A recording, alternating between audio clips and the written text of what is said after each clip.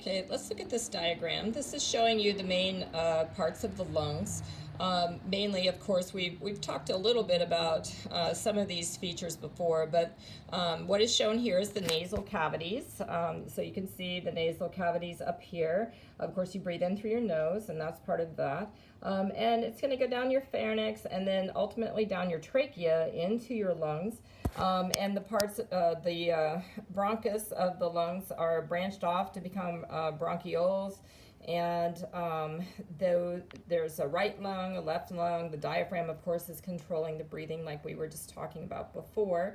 So looking a little bit closer inside, you can see that there is blood vessels that run just like over the gill or next to the gill. There's blood vessels that both feed the lungs and then pick up the oxygenated blood that it will take it back towards the heart, where it can be pumped systemically around your body.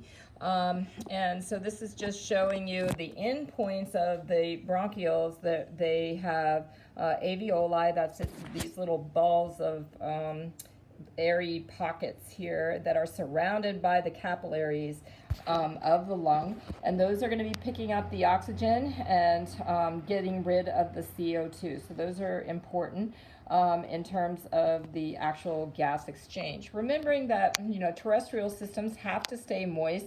That helps with the exchange of gases into the moist surface and then into the moist inside the cell. And that just makes it more efficient exchange of gases. Of course, a lot of chordates can use the oxygen that is present in the air, and this is why terrestrial animals tend to be more active, or I should say they're more active and therefore they need to use more O2. They go hand in hand, right? Body and form go together.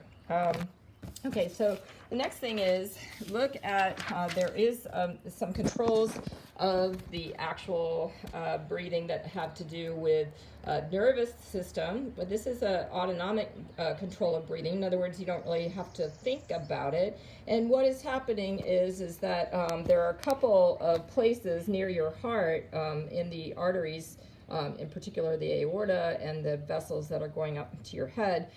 There's a couple of little nodes there that pick up blood pH. So as your blood pH changes, that is the amount of carbon dioxide in there makes it more acidic, tends to be more acidic. As the pH changes, then that sends a signal to your brain. You have 2 points in your brain, the pons and the medulla oblongata, and those are going to go back and give the diaphragm and the ribs the signal to do the breath in. All right.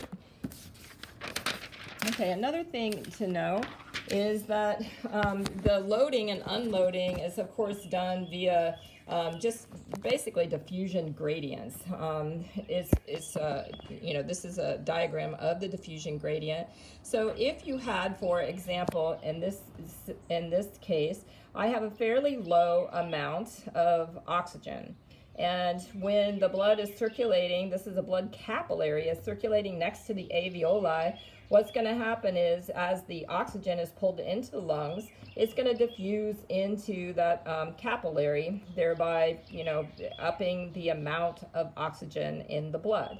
And then as it goes to the body cells, of course, it will be offloaded to the body cells, and it will return back to the lungs with a fairly low amount of O2. So there's always going to be a diffusion gradient, both in up here and out towards the cells, all right?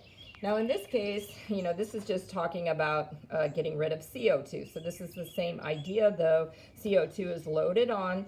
That is because the blood coming in is low in CO2.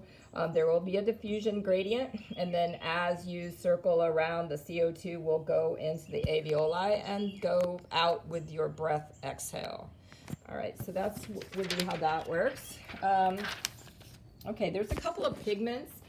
Blood pigments that are involved. All the blood pigments hold on to oxygen, also carbon dioxide.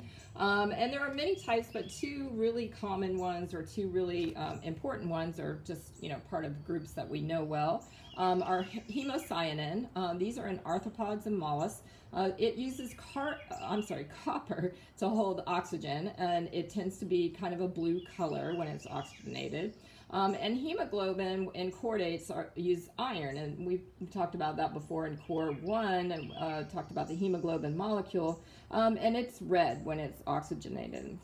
All right, so that's kind of talking, we're kind of grading in now to the circulatory system. The circulatory system is distributes, like we were talking about just a few seconds ago, about oxygen. It distributes oxygen and carbon dioxide. So oxygen to the cells and carbon dioxide from the cells via the lung or the gills or whatever.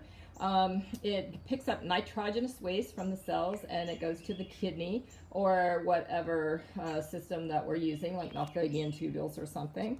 And then it also picks up food from the digestive system and delivers that to the cells. And in our bodies, that would be from the small intestines. Okay, so that's kind of the general overview. The evolutionary trends, of course, on the cellular level. The cellular level, we're talking about, that is, all of these things are done on the cellular level, and we wouldn't have had a circulatory system at all. And so that's gets up to even arthropods really, and of course mollusks and insects and so forth.